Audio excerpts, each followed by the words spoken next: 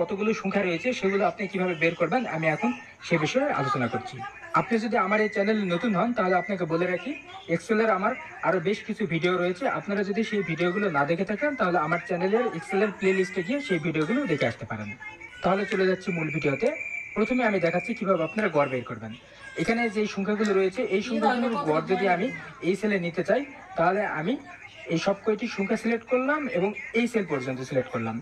তারপরে এখানে এডিটিং সেকশনে এইখানে দেখুন অটোসামের এখানে একটি টিপ চিহ্ন রয়েছে। এই টিপ চিহ্নতে যদি আপনি ক্লিক করেন তাহলে দেখুন এখানে অ্যাভারেজ একটি বাটন রয়েছে। ইতিপূর্বে আমি সাম সম্পর্কে আলোচনা করেছি, অর্থাৎ কিভাবে আপনারা যোগ করবেন সেটি নিয়ে আমি আলোচনা করেছি। আপনি ইচ্ছা করলে সেই ভিডিওটি দেখে আসতে পারেন। আপনি যদি অ্যাভারেজ দিতে চান তাহলে এখানে অ্যাভারেজে ক্লিক করবেন। তাহলে দেখুন এখানে অ্যাভারেজ 4.5 চলে আসছে, অর্থাৎ এই কয়টি সংখ্যার অ্যাভারেজ হচ্ছে 4.5, সেটি এখানে শো করছে। এছাড়াও আপনি যদি সূত্র লিখে অ্যাভারেজ নিতে চান সেটাও নিতে পারবেন। এখানে দেখুন এই ফর্মুলা বারে